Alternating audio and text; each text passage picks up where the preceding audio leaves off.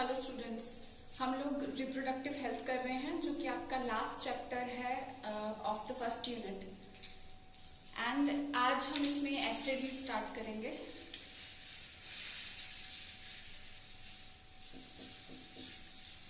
Sexually transmitted diseases.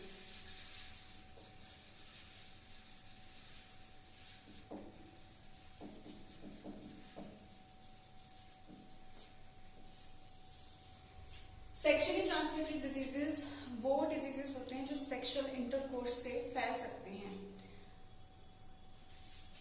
और इनको क्योंकि ये रिप्रोडक्टिव ट्रैक्ट को इन्फेक्ट करते हैं इसीलिए हम इनको आरटीआईज भी बोल सकते हैं, reproductive tract infections.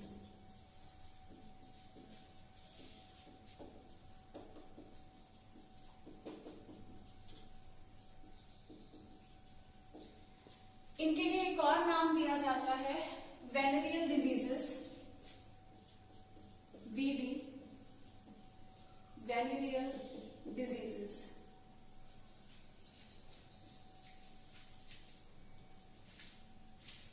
Sexually transmitted diseases जो कि सेक्सुअल इंटरकोर्स से पार्टनर्स में आपस में फैल सकते हैं, ये वो डिजीजेस होते हैं।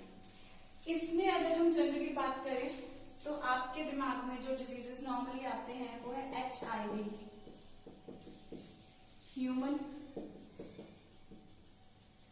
इम्यूनोडेफिशिएंसी वायरस, जो कि एड्स कॉज कर देता है, अक्वायर्ड इम्यूनो डेफिशिएंसी सिंड्रोम। इस डिसऑर्डर में बहुत सारे, इसे सिंड्रोम इसीलिए बोलते हैं बिकॉज कॉम्बिनेशन ऑफ डिजीजेस इसमें हो जाते हैं, क्योंकि इंसान की इम्यूनिटी इसमें बहुत ज्यादा कम हो जाती है, जिसकी वजह से जो नॉर्मली इन्फेक्शंस ऐसे हैं जिससे हमारी बॉडी फाइट कर जाती है, और वो इन्फेक्शंस हमें नॉर्मली नहीं होते हैं। लेकिन HIV वायरस क्योंकि हमारे टी लिम्फोसाइट्स को अफेक्ट करता हुआ जाता है, टी लिम्फोसाइट्स जो होते हैं वो इम्यूनिटी के लिए बहुत ही ज्यादा इंपॉर्टेंट होते हैं। जब टी लिम्फोसाइट्स बहुत सारे बर्स्ट हो चुके होते हैं और बहुत कम रह जाते हैं बॉडी में, तो बॉडी की इम्यूनिटी बहुत ही ज्यादा कम रह जाती है। तो नॉर्मली वो सारे इन्फेक्शंस जो नॉर्मली एक अच्छी हेल्थ वाले इंसान को नहीं होते हैं, वो सारे HIV पॉजिटिव पेशेंट को होने शुरू हो जाते हैं। और जब वो कॉम्बिनेशन ऑफ डिजीजेस हो जाता है तो हम उसे कहते हैं AIDS. HIV virus as soon as enter करता है, एज सून एज जरूरी नहीं है कि इसके तभी सारे सिम्टम्स एड्स बन जाएगा। HIV पॉजिटिव हो सकता है, यानी कि एक इंसान के अंदर HIV वायरस है, लेकिन हो सकता है काफी टाइम तक उसके अंदर कोई सिम्टम्स ना आए। ये सिम्टम्स आने तक उसको 6 महीने से लेकर के 10 साल तक लग जाते हैं। तो इस पीरियड को हम कहते हैं जब बॉडी में वायरस एंटर किया और इन्फेक्शन और सिम्टम्स आने में टाइम लग गया। As soon as it entered the body और जब सिम्टम्स स्टार्ट हुए, इसके जो बीच का टाइम है इसे हम कहते हैं इंक्यूबेशन पीरियड।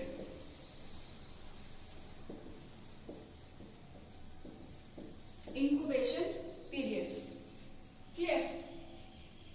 तो ये HIV ह्यूमन इम्यूनोडेफिशिएंसी वायरस, और टारगेट करता है ये कौन से सेल्स को? T lymphocytes. तो आपके दिमाग में जब भी हम एसटीडीज की बात करते हैं या सेक्सुअली ट्रांसमिटेड डिजीजेस की बात करते हैं तो सबसे पहले HIV आता है। HIV के बाद हेपेटाइटिस। हेपेटाइटिस में ज्यादा हम हेपेटाइटिस B और C की बात करते हैं, लेकिन हेपेटाइटिस A से E तक सारे ही तरह के एसटीडीज के अंडर ही आते हैं। ये अभी तक जितने भी हम डिस्कस कर रहे हैं, आप ध्यान दे रहे होंगे, तो ये सारे के सारे हम वायरल इन्फेक्शंस की बात कर रहे हैं, यानी कि इनका जो कॉजेटिव ऑर्गेनिज्म है, जो कॉजल ऑर्गेनिज्म है वो वायरस है। इनके अलावा हेपेटाइटिस मतलब इन्फ्लेमेशन ऑफ लिवर, ठीक है, जिसे काला पीलिया भी बोल देते हैं नॉर्मल लैंग्वेज में। तो वायरल इन्फेक्शन, इन 2 वायरल इन्फेक्शंस के अलावा और कौन से वायरल इन्फेक्शंस हैं जो एसटीडीज हो सकते हैं? जेनाइटल हर्पीज, ये हर्पीज सिम्प्लेक्स वायरस कॉज करता है। जेनाइटल वर्ड से पता चल रहा है कि ये रिप्रोडक्टिव ट्रैक्ट को, रिप्रोडक्टिव ऑर्गन्स को अफेक्ट कर रहा है, जेनाइटल ऑर्गन्स को अफेक्ट कर रहा है। और जेनाइटल वॉर्ड्स, इसमें वॉर्ड्स एक तरह का सिम्टोमेटिक डिजीज होता है, जो सिम्टम होता है जो कि जेनाइटल ऑर्गन के ऊपर वॉर्ड्स आपको दिखने शुरू हो जाते हैं, कुछ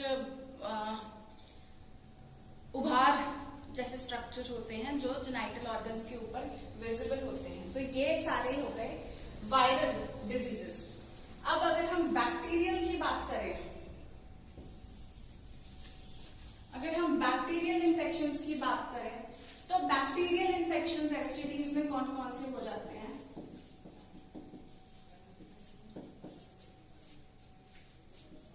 गोनोरिया, इसको कॉज करता है नेसीरिया गोनोरे।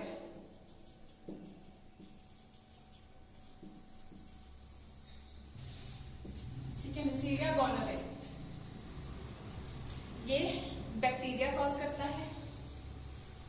क्लेमाइडियासिस, ये जो डिसऑर्डर है ये भी बैक्टीरियल इन्फेक्शन है। इसके अलावा प्रोटोजोन इन्फेक्शंस भी इससे एसटीडीज के तौर पे हो सकते हैं। देन प्रोटोजोन इन्फेक्शंस भी हो सकते हैं। ट्राइकोमोनियासिस एक infection,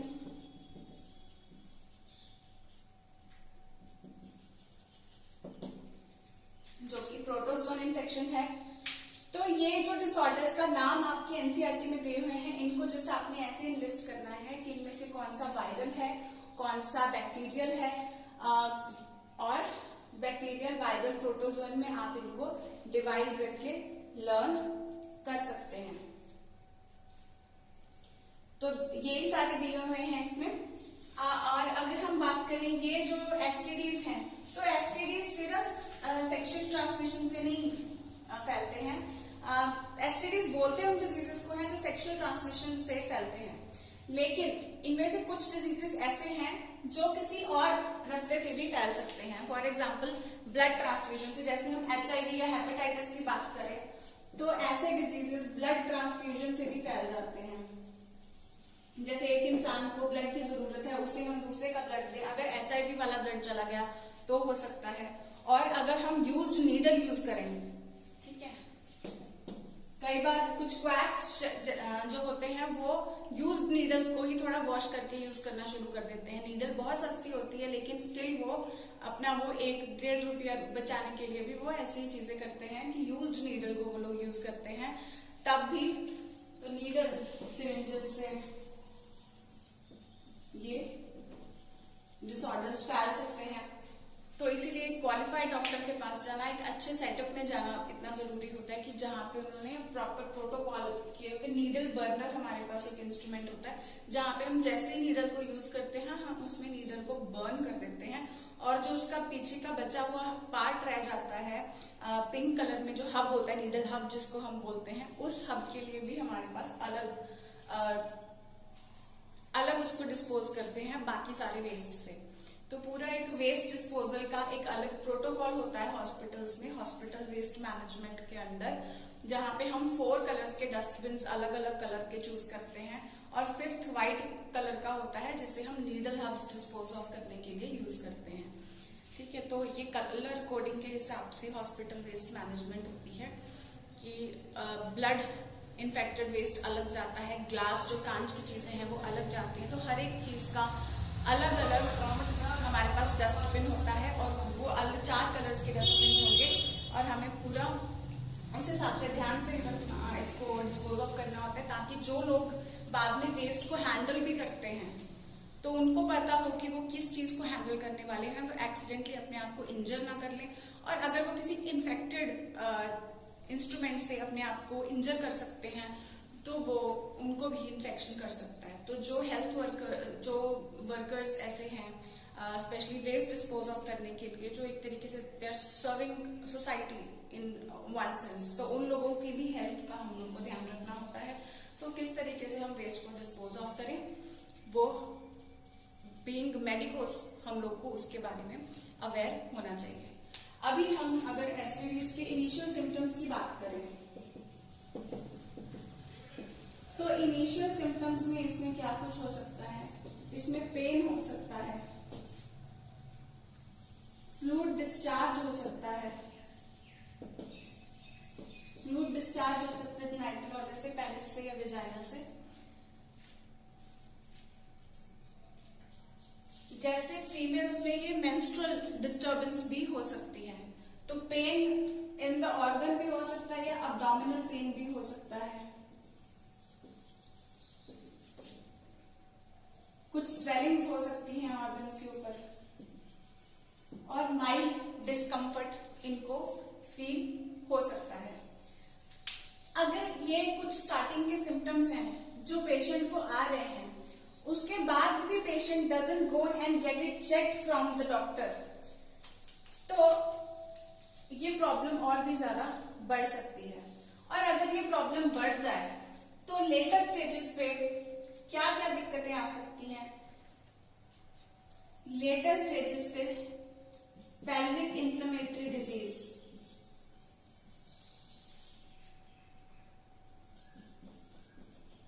pelvic inflammatory disease, abortions हो सकते हैं, अनइंड्यूस्ड अबॉर्शंस हो सकते हैं, स्टिल बर्थ्स यानी कि कुछ बेबीज जो पैदा होते हैं वो मरे हुए पैदा होते हैं, स्टिल बर्थ्स हो सकते हैं। कई बार कुछ एक्सट्रीम केसेस में परमानेंट इनफर्टिलिटी भी हो जाती है, और कैंसर्स भी ऐसे केसेस में होने का चांसेस ज्यादा रहता है। तो आप अगर देखो तो इन द लॉन्ग रन ये चीजें बहुत ज्यादा बुरी तरीके से अफेक्ट कर सकती हैं।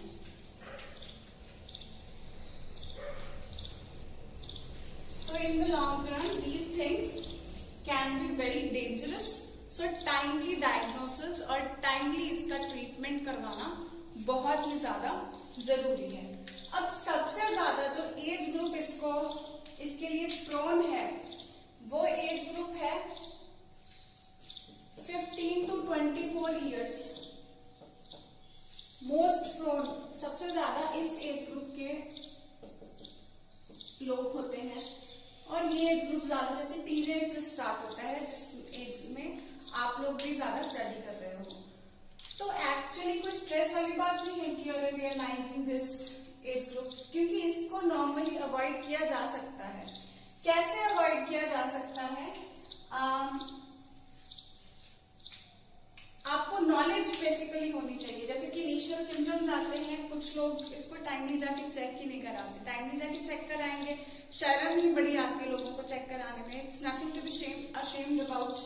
तो क्योंकि इसके आप देख ही सकते हो कि मैक्सिमम डिजीजेस के और भी तरीके होते हैं फैलने के, तो चेक करवाने में कोई इतना ज्यादा कोई हर्ज नहीं होना चाहिए। और मेडिकल कंडीशन है तो डॉक्टर को क्लियरली अपनी बात आपको रखनी चाहिए। मोर ओवर, वैसे ही अगर अवॉइड करने के लिए sexually transmitted diseases, one must avoid sexual copulation with multiple partners और अननोन पार्टनर्स। और एक जनरल अवेयरनेस, एक जनरल हाइजीन अवेयरनेस इस चीज के बारे में सबसे पहले जो है वो होना जरूरी है। एंड क्वार्टर्स के टाइम पे जो हमने बैरियर्स, जो मैंने आपको बताया था कॉन्ट्रासेप्शन में, तो बैरियर्स यूज करना, बैरियर वाले जो कॉन्ट्रासेप्टिव है उनको यूज करके भी इसको अवॉइड किया जा सकता है। तो ये 2-3 पॉइंट्स हैं बस। Avoid sexual intercourse with multiple partners or unknown partners.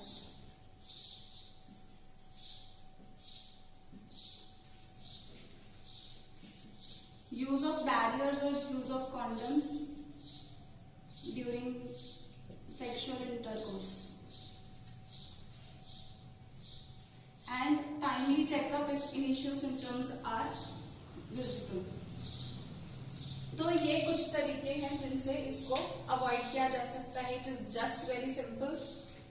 तो just this is your topic for sexually transmitted diseases.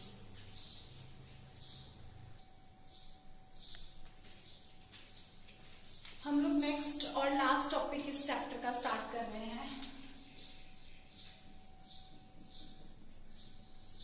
Infertility.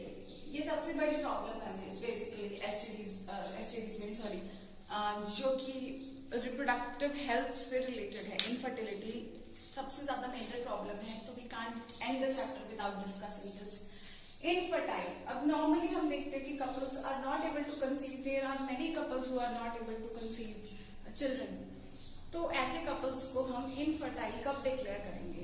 Normally if they are having just 6 months have been passed after marriage and the female is not pregnant, then we can't call that couple as fertile. When can we call that couple as infertile?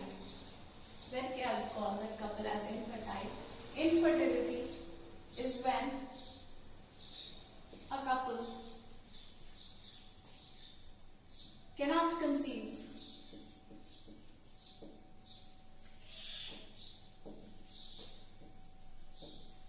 children even after unprotected, word important है, even after unprotected sexual intercourse.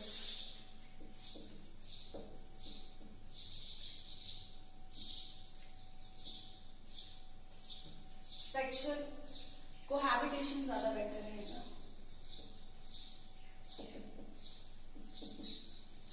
When a couple cannot conceive children even after unprotected sexual cohabitation for 2 years,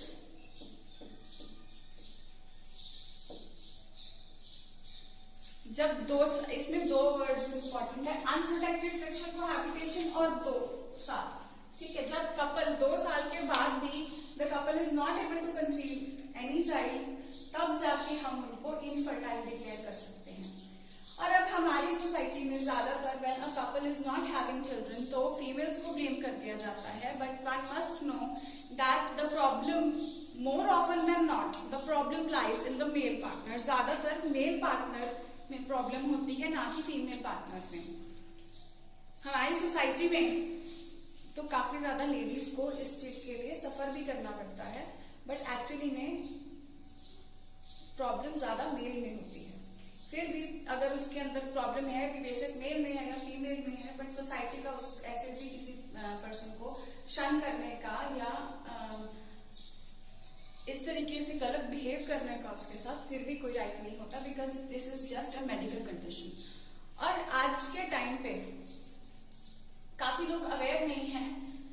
इसमें से कुछ diseases के कारण, जैसे कुछ disorders के कारण ये इनफर्टिलिटी होती है और काफी केसेस इसके ट्रीटेबल होते हैं. तो आपके कुछ हेल्थ सेंटर्स हैं या मेडिकल हेल्थ फैसिलिटीज जहां पे अच्छी अवेलेबल है, वहां पे मैक्सिमम ऑफ द डिजीजेस का ट्रीटमेंट अवेलेबल होता है.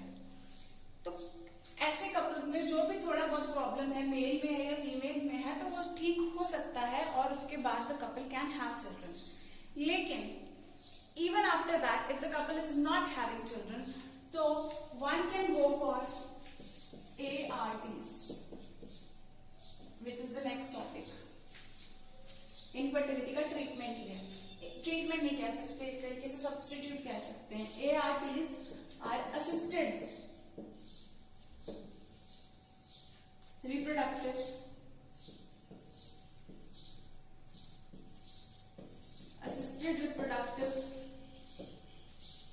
टेक्नोलॉजीज.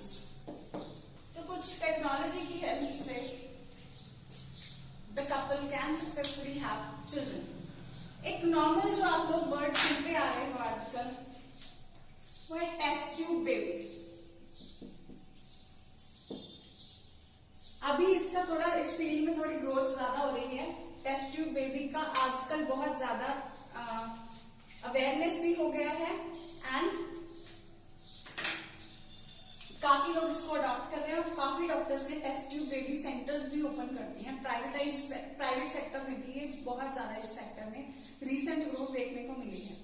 अदरवाइज ओवरऑल जब से आपकी एनसीईआरटी बनी उस टाइम पे लिखा हुआ है कि there are not many facilities available for this, but आज की डेट में अगर हम देखें तो हम यूजुअली एडवर्टाइजमेंट्स में ही, न्यूज़पेपर्स में, एडवर्टाइजमेंट्स में, पैम्फलेट्स में ही हमें काफी टेस्ट ट्यूब बेबी सेंटर्स की एडवर्टाइजमेंट्स आमतौर पे देखने को मिल जाती हैं। Going not for the advertisements और द कॉस्टली ऑप्शंस, इवन कि कुछ गवर्नमेंट हॉस्पिटल्स में भी ये बहुत ही सस्ते में भी ये फैसिलिटीज अवेलेबल हैं। तो test tube baby centre, test tube baby जो होता है वो क्या होता है? द टेस्ट ट्यूब बेबी, जिसको हम, जो बेबी टेस्ट ट्यूब इस टेक्नोलॉजी से बनाया जाता है, टेस्ट ट्यूब के अंदर बनाया जाता है। तो this is like in vitro fertilisation. जो हम बात करते हैं दो टर्म्स की, अगर हम बात करें इन विट्रो और इन विवो। इन विवो का मतलब है इन द लिविंग बीइंग, एक लिविंग ऑर्गेनिज्म के अंदर, और इन विट्रो है आउटसाइड द लिविंग ऑर्गेनिज्म, एक आर्टिफिशियल कंडीशन के अंदर। क्योंकि यहाँ पे हम टेस्ट ट्यूब की बात कर रहे हैं तो ये इन विट्रो कंडीशंस आ जाएंगी, और इस टेक्नोलॉजी को आईवीएफ जिसको बोला जाता है, इसको इन विट्रो फर्टिलाइजेशन बोला जाता है। अब इसमें होता क्या है,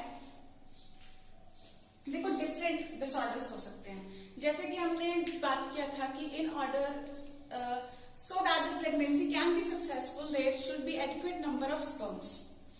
अगर number of sperms normal से बहुत ज्यादा कम है तो adequate number की तो पहले ही आपको पता है एसिड खराब कर देता है, फेगोसाइटोसिस हो जाती है, बड़ा ही कोई रेयर सिंगल स्पर्म जाके वहां पे फर्टिलाइज करता है। लेकिन उनमें से भी हमने पूरा डाटा देखा था, millions of sperms should be there, उसमें से 60% should have proper shape and size, 40% should have vigorous motility.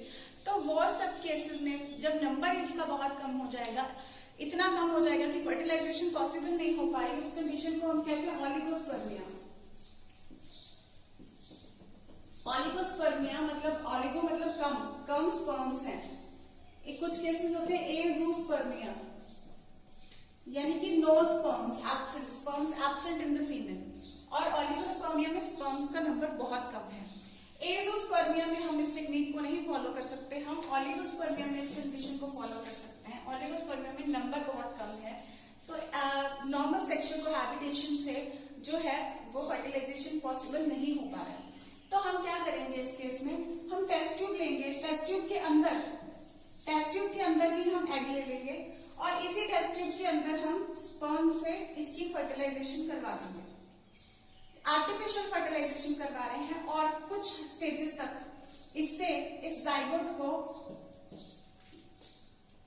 8 cell stage तक तो कम से कम हम यहीं पे डेवलप होने देंगे, और टेस्ट ट्यूब के अंदर हम उसे सिमिलर कंडीशंस प्रोवाइड करेंगे जैसी उसको मदर के अंदर मिली। Similar conditions as in the womb, जैसे मदर के वूम के अंदर उसको कंडीशंस मिलेंगी वैसी कंडीशंस हम उसको प्रोवाइड करेंगे। जब हम नियरली 8 सेल स्टेज तक इसको मल्टीप्लाई होने देते हैं, आपको ध्यान में होगा कि 8 सेल स्टेज तक जो था वो अभी यहां पे होता है, नियरली 8 सेल स्टेज का, और यूट्रस के अंदर एंटर नहीं किया होता है ना। तो 8 सेल स्टेज पे जब हम इसको 8 सेल स्टेज तक मल्टीप्लाई करा देंगे, तब हम इस जाइगोट को जो 8 सेल स्टेज पे पहुंच चुका है, इसकी हम इंट्राफेलोपियन ट्रांसफर कर देंगे। तो उस कंडीशन को हम कहेंगे ज़िफ्ट, जाइगोट इंट्राफेलोपियन ट्रांसफर। एक काम हम और कर सकते हैं कि 8 सेल की जगह पे हम इसको 16 सेल स्टेज तक मल्टीप्लाई होने दें। तो 16 सेल स्टेज पर जब मल्टीप्लाई हो जाएंगे, आपको याद होगा मैंने वो डायग्राम यहाँ पे बनाया था, तो उस टाइम पे हम इसकी क्या करेंगे, यूट्रस के अंदर करेंगे, तो intra uterine transfer, intra uterine transfer हम इसको करते हैं।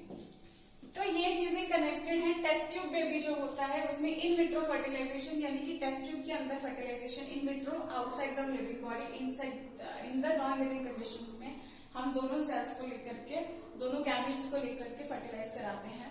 फिर उसे मल्टीप्लाई होने देते हैं यहीं पे सिमिलर कंडीशंस प्रोवाइड करके जो उसको मदर के अंदर मिली थी। जब वो 8 सेल स्टेज तक पहुंच जाता है तब हम उसको फैलोपियन ट्यूब के अंदर डाल सकते हैं, तो जाइगोट इंट्राफैलोपियन ट्रांसफर उस टेक्निक को बोलेंगे। अगर हमने उसको यूट्रस में करना है फर्दर डिवीजन होने के बाद, तब हम उसको इंट्रा यूट्राइन ट्रांसफर बोल सकते हैं। तो ये, लेकिन प्रोवाइडेड इसमें कंडीशन ये है कि ऐसे कंडीशन में मदर की बॉडी उसको प्रॉपर एंडोमेट्रियम प्रॉपर बना रही है, उसका मेंस्ट्रुअल साइकिल बिल्कुल नॉर्मल है, एंडोमेट्रियम प्रॉपर बन रहा है, और उस मदर की यूट्रस में इतनी नॉर्मल कंडीशंस हैं कि यहाँ पे उसकी मदर के यूट्रस के अंदर उसकी इम्प्लांटेशन प्रॉपर हो सकती है, और प्रॉपर फर्दर जेस्टेशन पीरियड जो 9 मंथ्स का है, प्रॉपर डेवलपमेंट प्रोवाइड करने के लिए मदर की बॉडी उसको प्रॉपर कंडीशंस प्रोवाइड कर सकती है। तो ऐसे केस में हम ये फॉलो कर सकते हैं। लेकिन अगर मदर का मेंस्ट्रुअल साइकिल डिस्टर्ब है, एंडोमेट्रियम बन ही नहीं रहा, उस केस में हम नहीं कर सकते। मदर का एंडोमेट्रियम प्रॉपर बन रहा हो, मेंस्ट्रुअल साइकिल प्रॉपर हो, फिर ही हमें पता है कि इम्प्लांटेशन के लिए और 9 मंथ्स की जो डेवलपमेंट होनी है उसके लिए मदर की बॉडी में प्रॉपर कंडीशंस इसको मिल जाएंगी। हम ये मेथड तभी फॉलो कर सकते हैं।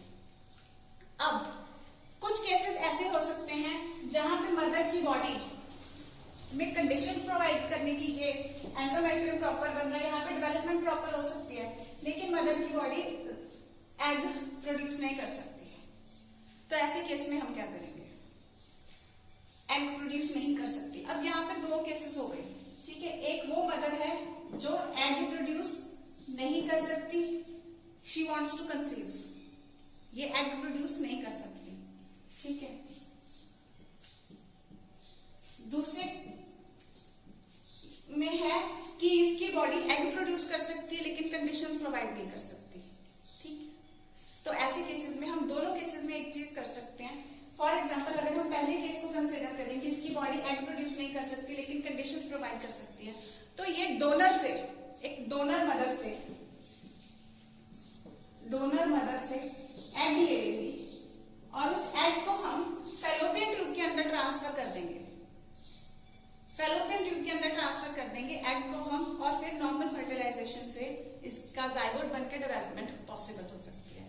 तो इस कंडीशन में हम क्या कर सकते हैं, जहां पे मदर की बॉडी एग प्रोड्यूस नहीं कर सकती, egg is not produced in the mother's body but conditions for development are possible, development are good. तो ऐसे केस में हम गैमीट गिफ्ट, इस कंडीशन को बोला जाता है गिफ्ट, इसका फुल फॉर्म है gamete intra fallopian transfer, gamete intrafallopian transfer. अब ये मदर ऐसे भी, क्योंकि इसके बॉडी में एग प्रोड्यूस नहीं हो रहा था, तो ये भी इस चीज को कर सकती है। लेकिन अगर कोई ऐसी मदर है who wants to have child from her own egg, जिसकी बॉडी एग प्रोड्यूस कर रही है लेकिन उसकी बॉडी के अंदर ऐसी कंडीशंस नहीं है कि वो डेवलपमेंट करवा सके, तो वो किसी सरोगेट मदर को फाइंड कर सकती है, किसी ऐसे मदर को फाइंड कर सकती है जो उसके एग की फर्टिलाइजेशन पॉसिबल करवाए। तो उसके केस में मदर के अंदर हम फैलोपियन ट्यूब के अंदर जाइगोट बनने देंगे और इस जाइगोट को यहाँ से एक्सट्रैक्ट करके हम लोग जो सरोगेट मदर जिसकी बॉडी फर्टिलाइजेशन, जिसकी बॉडी इम्प्लांटेशन के लिए और डेवलपमेंट के लिए सूटेबल है, उसकी बॉडी के अंदर भी ट्रांसफर कर सकते हैं। वो भी जाइगोट इंट्राफैलोपियन ट्रांसफर या इंट्रायूट्राइन ट्रांसफर की तरह होगा। वहां पे इन विवो फर्टिलाइजेशन हो जाएगा। इन विट्रो किया था पहले हमने, तो हम इन विवो फर्टिलाइजेशन में क्या करेंगे, मदर की बॉडी के अंदर ही फर्टिलाइजेशन होने दिया और ट्रांसफर दूसरी बॉडी में कर दिया। अब इन विवो फर्टिलाइजेशन हम और किस तरीके से कर सकते हैं, लेट मी रब दिस। तो जैसे मैंने बताया कि अगर हम लोग टेस्ट ट्यूब के अंदर फर्टिलाइजेशन करवा रहे हैं तब हम उसको इन विट्रो फर्टिलाइजेशन बोल रहे हैं। लेकिन अगर हम मदर की बॉडी के अंदर एग डाल रहे हैं, मदर की बॉडी के अंदर ही फर्टिलाइजेशन कर रहे हैं, ये 2 केसेस में हो सकता है। इन विवो में हम क्या कर सकते हैं, एक तो हमने मेल और फीमेल रेशो दोनों ही नहीं प्रोड्यूस कर पा रहे, मेल में स्पर्म्स कम है और फर्टिलाइजेशन नहीं हो पा रही, तो हम क्या करेंगे, मदर की बॉडी के अंदर ही फर्टिलाइजेशन कर देंगे, तो वो इन विवो फर्टिलाइजेशन हो जाएगा। ठीक है, बॉडी के अंदर फर्टिलाइजेशन हो रहा है। अब कुछ टर्म्स हम लोग करने जा रहे हैं। इंट्रासाइटोप्लाज्मिक स्पर्म इंजेक्शन,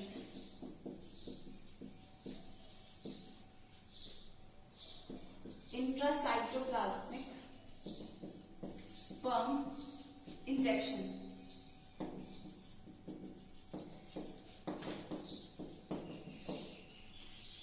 ICSI बोला जाता है इसको, इंट्रासाइटोप्लाज्मिक स्पर्म इंजेक्शन। अब इस केस में भी हमने क्या किया, साइटोप्लाज्म के अंदर डायरेक्टली एग के साइटोप्लाज्म के अंदर सीधा। कुछ और रीजन है जहां पे हमने मल्टीपल करके भी देख लिया और फर्टिलाइजेशन पॉसिबल नहीं हो पा रही, तो ये शॉर्ट सक्सेस देता है मैक्सिमम केसेस में। मैक्सिमम परसेंटेज होती है इसकी सक्सेस की, क्योंकि यहाँ पे एग के अंदर ही हम उसके साइटोप्लाज्म के अंदर हम डायरेक्टली स्पर्म को इंजेक्ट कर देते हैं। माइक्रो इंजेक्शंस होते हैं जो कि बहुत ही ज्यादा छोटे इंजेक्शंस होते हैं, और माइक्रो नीडल्स की हेल्प से हम लोग डायरेक्टली एग के साइटोप्लाज्म के अंदर ही स्पर्म को इंजेक्ट कर देते हैं। So that is intracytoplasmic sperm injection. Cytoplasm के अंदर हम स्पर्म्स इंजेक्ट कर रहे हैं, इंट्रासाइटोप्लाज्मिक स्पर्म इंजेक्शन। तो इससे बहुत ही ज्यादा पॉसिबिलिटी बढ़ जाती है। अब यहाँ पे एक कुछ और केसेस अगर हम देखें कि जैसे हमने बताया कि मेल स्पर्म काउंट प्रॉपर नहीं दे पा रहा है, उसमें क्या हो रहा है, ऑलिगोस्पर्मिया है, स्पर्म काउंट बहुत ही ज्यादा कम है, तो हम क्या कर सकते हैं, सीमेन को आर्टिफिशियली कलेक्ट करके उसे कंसंट्रेट कर सकते हैं। कंसंट्रेट करेंगे, उसमें इतना ऐसा सोल्यूशन बना लेंगे जिसमें स्पर्म काउंट काफी ज्यादा सफिशिएंट अमाउंट में है, या इसमें स्पर्म प्रोडक्शन हो रही है लेकिन प्रॉपर तरीके से वो इंसेमिनेट नहीं कर पा रहा मेल, तो उस कंडीशन में भी हम इसको फॉलो कर सकते हैं। इसमें हम आर्टिफिशियली, जब हमने कंसंट्रेट कर लिया है आर्टिफिशियली बाहर, जहां जिसमें गुड नंबर ऑफ स्पर्म्स का सीमेन हम लोगों ने तैयार कर लिया है, तो उससे फिर हम क्या कर सकते हैं, आर्टिफिशियल इंसेमिनेशन करवा सकते हैं। इंसेमिनेशन वर्ड का मतलब था deposition of semen inside the female genital tract. अब आर्टिफिशियल इंसेमिनेशन यानी कि मेल खुद से वॉलंटरी स्पर्म्स को डिपॉजिट नहीं कर रहा है सीमेन को मदर की बॉडी के अंदर, बल्कि आर्टिफिशियली करवाया जा रहा है सीमेन थ्रू इंजेक्शंस और नीडल्स और सिरिंजेस और समथिंग, थ्रू इंजेक्शंस करवाया जा रहा है। तो ये जो आर्टिफिशियल इंसेमिनेशन है ये थ्रू वेजाइना भी किया जा सकता है, या डायरेक्टली जाइगोट के अंदर, या डायरेक्टली यूट्रस के अंदर, इसको यूट्रस के थ्रू डायरेक्टली किया जा सकता है, या थ्रू वेजाइना किया जा सकता है। तो आर्टिफिशियल इंसेमिनेशन को, यानी कि आर्टिफिशियली हमने इसको क्या कर दिया, कंसंट्रेट कर दिया। तो अब ये जो दो कंडीशंस हैं जहां पे यूट्रस के अंदर भी इसको किया जा सकता है, तो ऐसे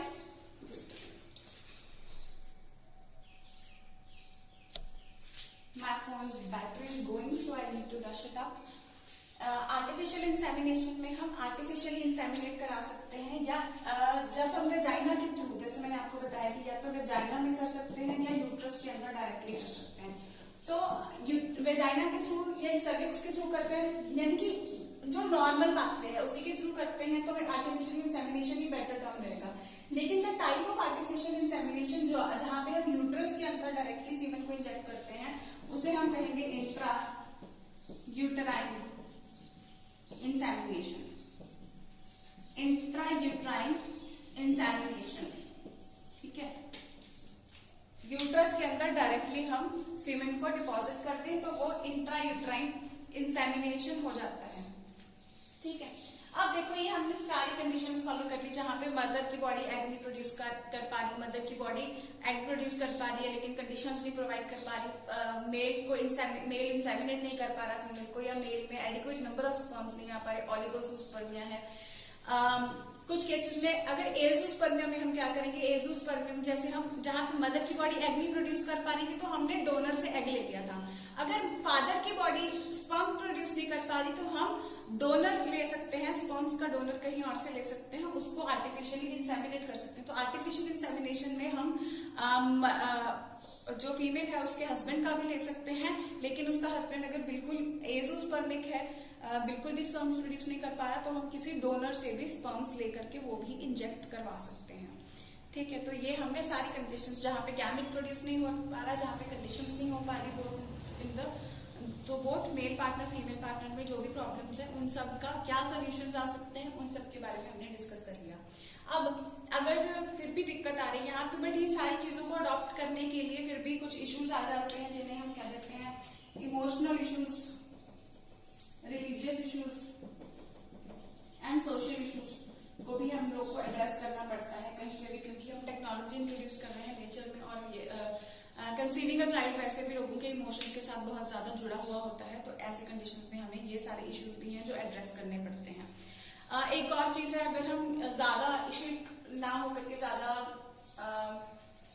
तो मेन पर्पस तो इन सारी टेक्निक्स का यही है कि टू कंसीव अ चाइल्ड, लेकिन हमारे सोसाइटी में अगर हम देखें तो काफी चिल्ड्रन अबंडेंट बच्चे बहुत ज्यादा हैं जो कि ऑर्फनेजेस में हैं, या ऐसे बच्चे हैं जिनको प्रॉपर कंडीशंस नहीं मिल पा रही हैं, उन बच्चों को पेरेंटहुड चाहिए और इन लोगों को चिल्ड्रन चाहिए, तो ये लोग आपस में भी कंपैटिबिलिटी बिठा सकते हैं।